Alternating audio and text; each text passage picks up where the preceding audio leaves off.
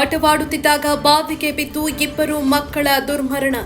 6 ವರ್ಷದ ಸೀಮಾ, 2 ವರ್ಷದ ರಾಧಿಕಾ ಮೃತ ಮಕ್ಕಳು. ಚಿಕ್ಕಮಗಳೂರು ಜಿಲ್ಲೆ ಕೊಪ್ಪ ತಾಲೂಕಿನ ಅಮ್ಮಡಿ ಎಸ್ಟೇಟ್ನಲ್ಲಿ ಘಟನೆ. ಮಧ್ಯಪ್ರದೇಶ ಮೂಲದ ಸುನೀತಾ ಅನ್ನೋರ ಮಕ್ಕಳು. ಕೂಲಿ ಕೆಲಸಕ್ಕಾಗಿ ಮಧ್ಯಪ್ರದೇಶದಿಂದ ಬಂದು ನೆಲೆಸಿದ್ದ ಕುಟುಂಬ. ಮಕ್ಕಳನ್ನ ಮನೆಯಲ್ಲೇ ಬಿಟ್ಟು ತೋಟದ ಕೆಲಸಕ್ಕೆ ಹೋಗಿದ್ದ ತಾಯಿ. ಸಂಜೆ ಮನೆಗೆ ಬಂದಾಗ ಮಕ್ಕಳು ಇಲ್ಲದನ್ನ ಕಂಡು ಆತಂಕಗೊಂಡ ತಾಯಿ ಸುನೀತಾ. ಕಾರ್ಮಿಕರು ಹುಡುಕಾಡಿದಾಗ ಬಾವಿಯಲ್ಲಿ ಮಕ್ಕಳ ಮೃತದೇಹ ಪತ್ತೆ. ಕೊಪ್ಪ ಪೊಲೀಸ್ ಠಾಣೆಯಲ್ಲಿ ಪ್ರಕರಣ ದಾಖಲು. ಆಟವಾಡ್ತಾ ಇದ್ದಾಗ ಇಬ್ಬರು ಮಕ್ಕಳು ಆಕಸ್ಮಿಕವಾಗಿ ಬಾವಿಗೆ ಬಿದ್ದು ಸಾವನ್ನಪ್ಪಿರುವ ಘಟನೆ ಚಿಕ್ಕಮಗಳೂರು ಜಿಲ್ಲೆ ಕೊಪ್ಪ ತಾಲೂಕಿನ ಅಮ್ಮಡಿ ಎಸ್ಟೇಟ್ನಲ್ಲಿ ನಡೆದಿದೆ. 6 ವರ್ಷದ ಸೀಮಾ ಹಾಗೆಯೇ 2 ವರ್ಷದ ರಾಧಿಕಾ ಮೃತ ಮಕ್ಕಳು.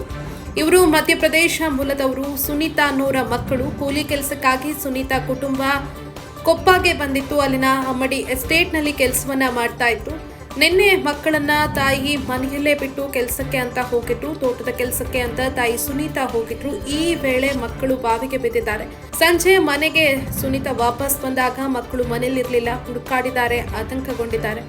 ಈ ಸಂದರ್ಭದಲ್ಲಿ ಉಳಿದ ಕಾರ್ಮಿಕರು ಕೂಡ ಹುಡುಕಾಟ ನಡೆಸಿದ್ದಾರೆ. ಆಗ ಬಾವಿಯಲ್ಲಿ ಮಕ್ಕಳ ಮೃತದೇಹ ಪತ್ತೆಯಾಗಿದೆ. ಸದ್ಯಕ್ಕೆ ಈ ಒಂದು ಘಟನೆಗೆ ಸಂಬಂಧಪಟ್ಟಂತೆ ಕೊಪ್ಪ ಪೊಲೀಸ್ ಠಾಣೆಯಲ್ಲಿ ಪ್ರಕರಣ ದಾಖಲಾಗಿದೆ. ಪೊಲೀಸರು ತನಿಖೆಯನ್ನು ನಡೆಸುತ್ತಿದ್ದಾರೆ.